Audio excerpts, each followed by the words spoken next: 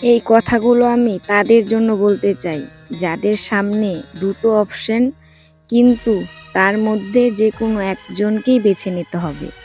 যেমন তার ভালোবাসার মানুষ, আর একদিকে তার বাবা-মা। তো যাদের প্রশ্নটা, আর যে সামনে দাঁড়িয়ে আছে, যাকে বলেছে বেছে নেওয়ার জন্য, সে তো ভাবছে কি করব, কি করা যায়? ভালোবাসার মানুষটাকে নেওয়া যায় নাকি পরিবারটাকে নেওয়া যায়? আমি এখন কোন দিকে যাব? সে কিন্তু এটাই ভাবছে। এখন তার কাছে আর কোনো অপশন নেই। এই দুটো অপশন ছাড়া কোনো অপশন নেই যে দুজনকে নিতে পারবো, বাবা, মা, আবার আমার ভালোবাসার মানুষটাকে, এরকম তো না। অপশন তো যে কোনো একটা। এখন কি করবে? বেছে নেবে কি করে? কোনো উপায় পাচ্ছে না। তো আমি একটা কথা বলি, আমারটা শুনে যাও। এটা তোমাদের কাজেই লাগবে, আমি জানি কাজে লাগবে। কেননা তুমি তোমার ভালোবাসার মানুষটাকেই বেছে নাও, আর তোমার ভালোবাসার মানুষটাকে বেছে নেওয়াটাই ঠিক, আমি তাই মনে করি। কারণ বাবা মার জন্য তোমার ভালোবাসার মানুষটাকে ছেড়ে দিলে তো, তারপরে প্রথম প্রথম তোমার বাবা মা তোমাকে অনেক ভালোবাসা দেখাবে, ভালোবাসবে, আর বাবা মা তো ভালোবাসে সেটা আমরাও জানি। তারপরে কিছুটা সময় যাবে, তারা কিন্তু স্বাভাবিক হয়ে যাবে। একটা মেয়েকে বিয়ে দেওয়ার পর তারা তো আর মেয়ের সাথে সারা জীবন থাকে না, কিংবা সারা জীবন ভালোবাসে না। তো সেই জায়গা থেকে তোমার তখন কি মনে হবে বলো তো, যে না পেলাম বাবা মাকে, না পেলাম ভালোবাসার মানুষটাকে, তাহলে আমি কি ভুল করলাম? যে এই কথাটা যেন কোনোদিন মনে না হয়, তার জন্যই ভালোবাসার মানুষটাকে বেছে নাও।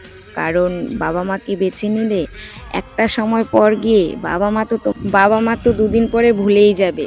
তখন তোমাকে একা থাকতে হবে, আর তখন মনে হবে যে ভালোবাসার মানুষটাকে বেছে নিলে হয়তো ভালো থাকতাম, ভালোবাসার মানুষটার সাথে থাকতে পারতাম। আর এখন তো কাউকেই পাচ্ছি না, শুধু কষ্টই পাচ্ছি।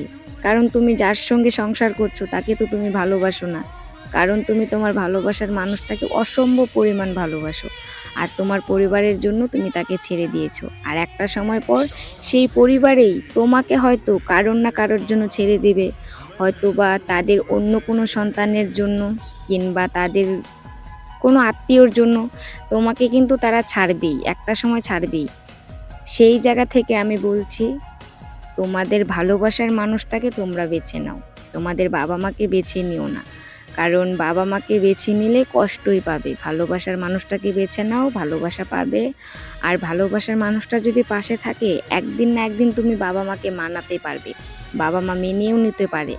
কিন্তু বাবা মার পছন্দে যদি অন্য কোনো ছেলেকে বিয়ে করো, তারপরে আর ভালোবাসার মানুষটাকে ফিরে পাবে না, সেটা তো তোমরা জানোই। কারণ তোমার অন্য জায়গায় বিয়ে হয়ে গেলে ভালোবাসার মানুষটার কাছে যদি ফিরে যাও আবার, তখন তো তোমার বাবা মার মান সম্মান নষ্ট হবেই। তার জন্যই আগে থেকেই ভালোবাসার মানুষটার সঙ্গেই যাও। বাবা মার কথা শুনে বাবা মার পছন্দের কারোর সঙ্গে যেও না। তোমার জীবন নষ্ট হবে, তোমার বাবা মার জীবন নষ্ট হবে না। তোমার ভালোবাসার মানুষটার জীবন নষ্ট হবে, তাদের কিছু হবে না।